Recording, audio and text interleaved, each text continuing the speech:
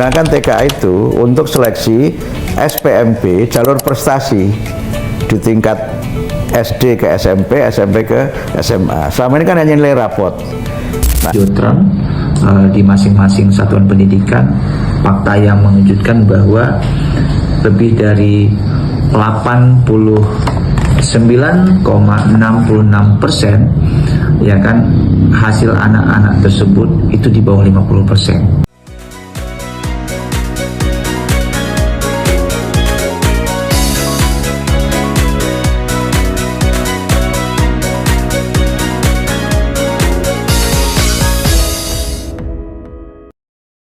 Selamat datang pemirsa, dunia pendidikan kembali menjadi sorotan.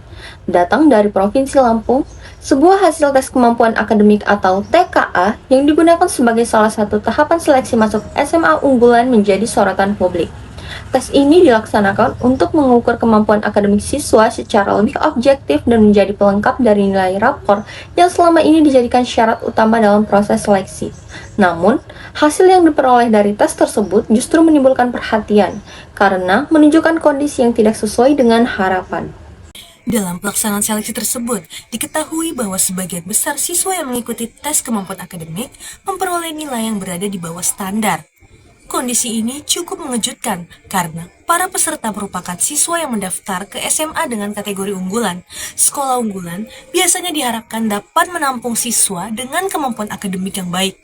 Oleh karena itu, hasil tes ini menimbulkan berbagai pertanyaan mengenai kesiapan akademik siswa serta kesesuaian antara nilai yang diperoleh selama di sekolah dengan kemampuan yang ditunjukkan dalam tes. Berdasarkan data yang disampaikan oleh Dinas Pendidikan dan Kebudayaan Provinsi Lampung, dari total 3.863 siswa SMP yang mengikuti tes kemampuan akademik pada 11 hingga 12 Juni 2025, sebanyak 89,66% peserta memperoleh nilai di bawah 50. Sementara itu, hanya sekitar 10,34% siswa yang berhasil mendapatkan nilai di atas angka tersebut. Mayoritas siswa bahkan berada pada rentang nilai 21 hingga 40. Data ini menunjukkan adanya perbedaan yang cukup signifikan antara nilai rapor yang dimiliki siswa dengan hasil tes kemampuan akademik yang dilakukan secara lebih objektif. Fenomena ini tentu menimbulkan berbagai reaksi dari masyarakat, khususnya dari kalangan siswa dan tenaga pendidik yang terlibat langsung dalam proses pembelajaran di sekolah. Lalu, bagaimana sebenarnya tanggapan mereka terhadap hasil tes kemampuan akademik ini? Apakah hasil tersebut benar-benar mencerminkan kemampuan siswa, atau justru ada faktor lain yang memengaruhinya? Untuk mengetahui pandangan langsung dari pihak yang terlibat, berikut ini laporan dari reporter kami yang telah mewawancarai salah satu siswa dan guru terkait isu ini. Rekan saya, Megita, dipersilahkan. Baik, terima kasih banyak kepada Saudari Dewi dan juga Saudari Sulis yang telah melaporkan dari studio. Balik lagi bersama saya, reporter Megita Wijaya Putri yang akan membawakan wawancara kali ini. Saat ini saya sedang berada dengan dua narasumber. Yang pertama adalah seorang siswa yang sedang bersekolah di sekolah menengah atas, dan juga narasumber yang kedua adalah seorang guru yang sedang mengajar di sekolah menengah atas juga. Oke, sebelum kita mulai, ada baiknya kita perkenalan dulu kepada dua narasumber kita, karena ada pepatah mengatakan tak kenal maka tak sayang. Oleh karena itu, saya persilakan kepada saudara siswa untuk memperkenalkan diri terlebih dahulu. Halo, selamat malam semuanya. Kenalkan, nama saya Muhammad Adi Derajat. Saya adalah salah satu siswa SMA yang ada di Lampung. Terima kasih. Baik, terima kasih banyak Saudara Adi atas perkenalannya. Selanjutnya, perkenalan akan disampaikan oleh Ibu Guru sebagai narasumber kedua. Oleh karena itu, saya persilakan. Baik, terima kasih untuk kesempatannya. Perkenalkan, nama saya Laundra Javantian selaku salah satu guru sekolah menengah atas di Lampung. Baik, terima kasih banyak juga kepada Ibu Jovan atas perkenalannya. Selanjutnya, saya akan melakukan sesi wawancara yang dimana saya akan menanyakan pertanyaan dulu kepada Saudara Adi untuk mengetahui pandangan dari sudut siswa.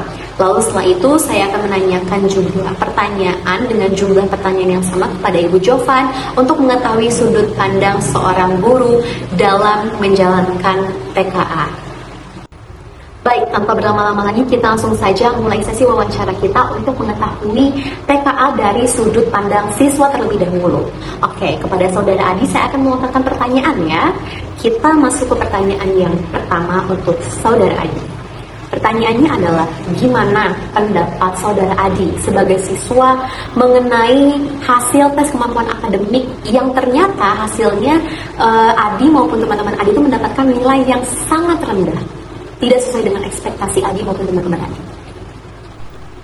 Baik, terkait dengan hasil tes TKA yang rendah, dari saya sendiri merasa sedih sih Kak, karena ya nilainya tuh nggak sesuai dengan ekspektasi yang kami harapkan gitu. Tentunya ini juga karena ada beberapa faktor atau hal yang ngebuat TKA ini bisa jadi rendah.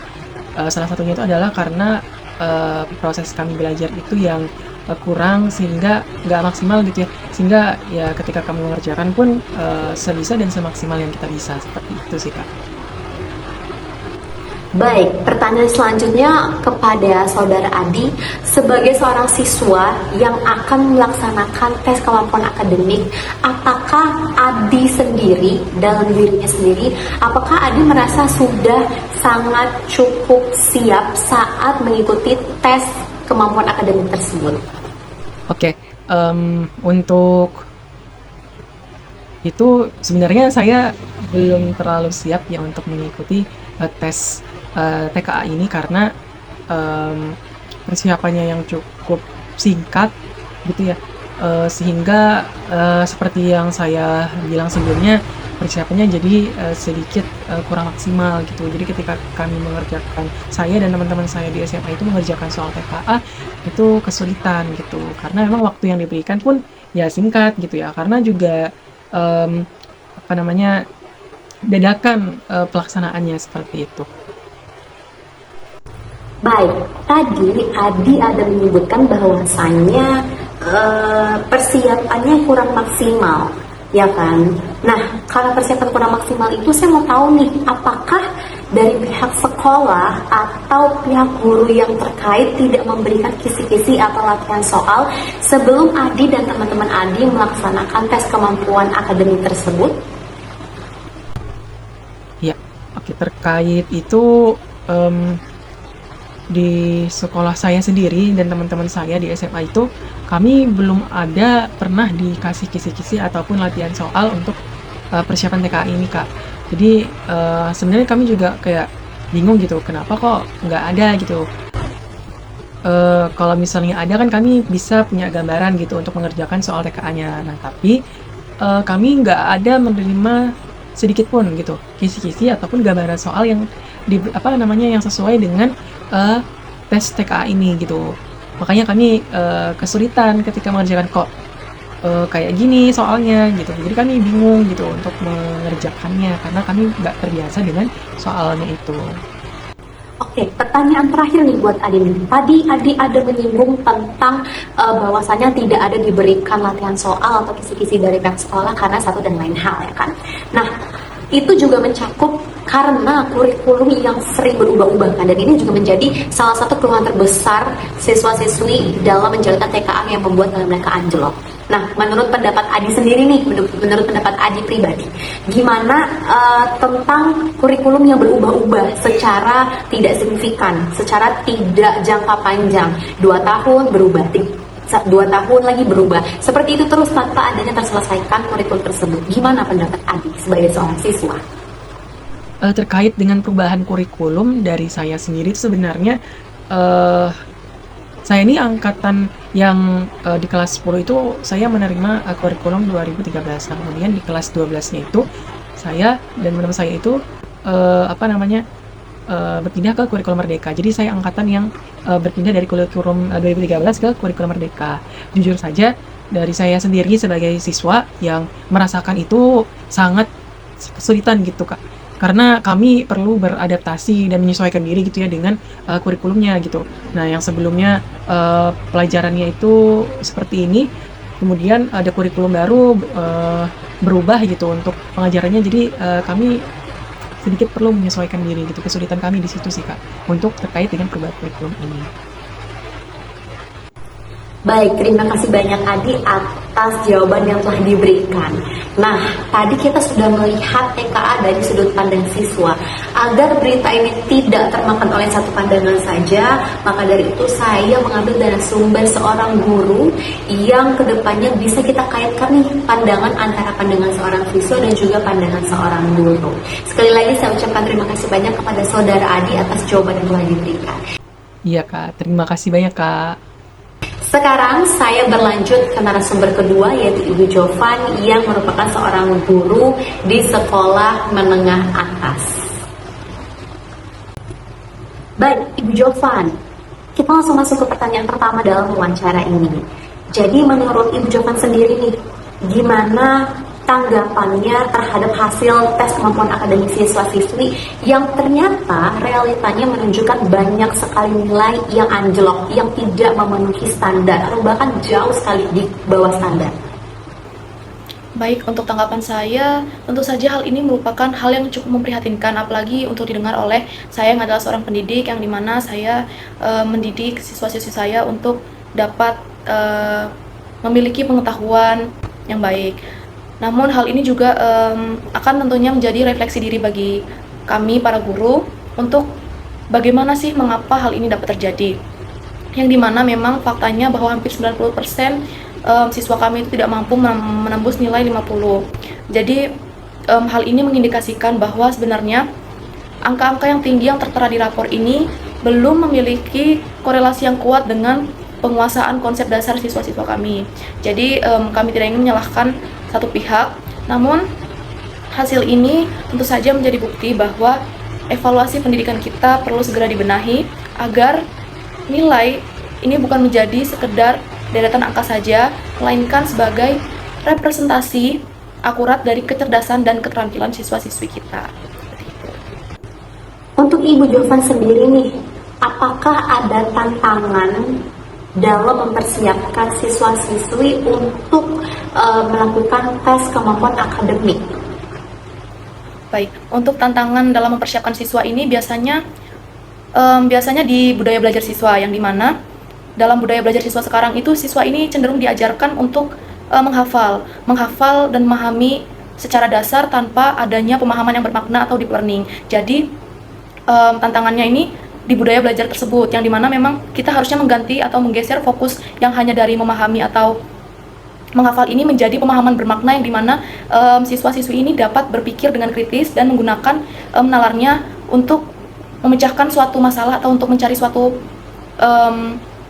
problem solving gitu, mencari solving dari suatu masalah yang ada, yang dimana dalam TKA sendiri tentu saja poin-poin inti yang terkandung di dalam soal-soalnya ini mengandung poin-poin penalaran, yang dimana itu juga sangat dibutuhkan. Jadi untuk mempersiapkan siswa ini lebih ke budaya belajar yang harus dirubah. Lalu juga tantangan lainnya itu adalah adaptasi siswa. Jadi berkaitan dengan yang tadi, adaptasi siswa terhadap format soal yang cukup sulit ini menjadi tantangan bagi siswa itu sendiri. Seperti itu. Baik, pertanyaan selanjutnya untuk Ibu Jovan.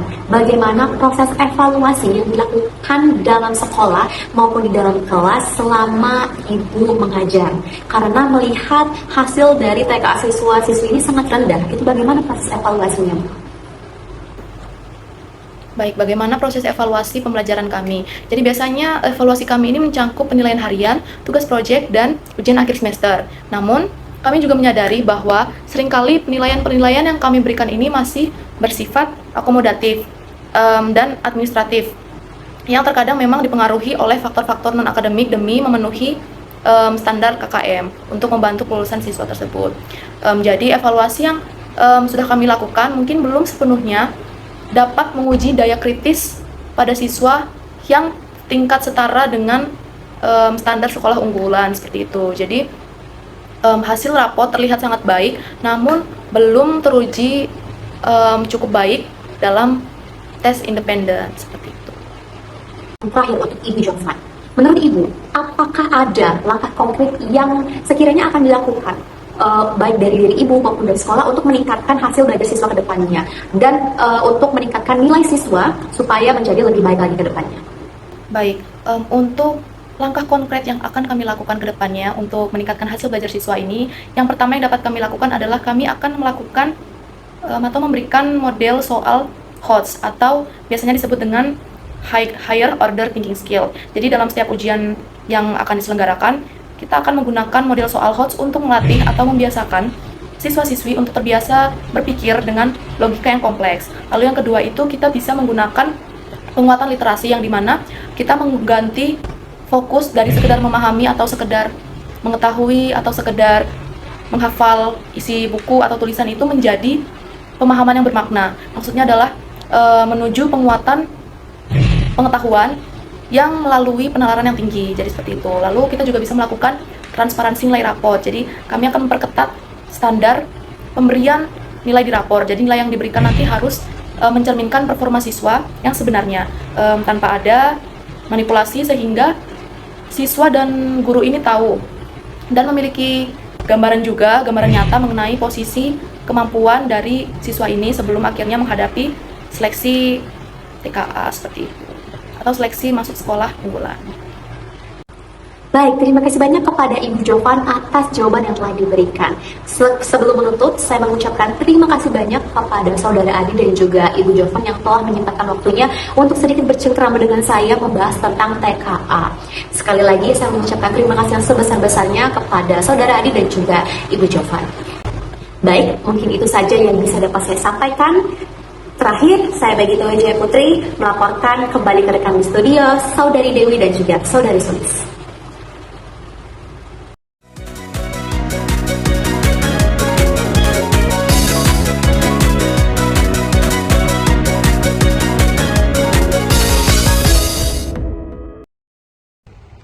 Dari hasil wawancara yang telah dilakukan, dapat disimpulkan bahwa rendahnya nilai tes kemampuan akademik atau TKA tidak hanya berkaitan dengan kemampuan siswa semata, tetapi juga dipengaruhi oleh beberapa faktor. Di antaranya adalah kesiapan siswa dalam menghadapi tes, proses pembelajaran yang berlangsung di sekolah, serta sistem evaluasi yang diterapkan selama ini.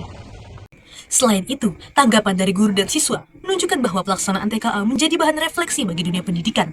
Hasil ini dapat menjadi evaluasi penting untuk memperbaiki proses kegiatan belajar mengajar, meningkatkan kesiapan siswa dalam menghadapi tes standar, serta memastikan bahwa penilaian yang diberikan di sekolah benar-benar mencerminkan kemampuan akademik siswa.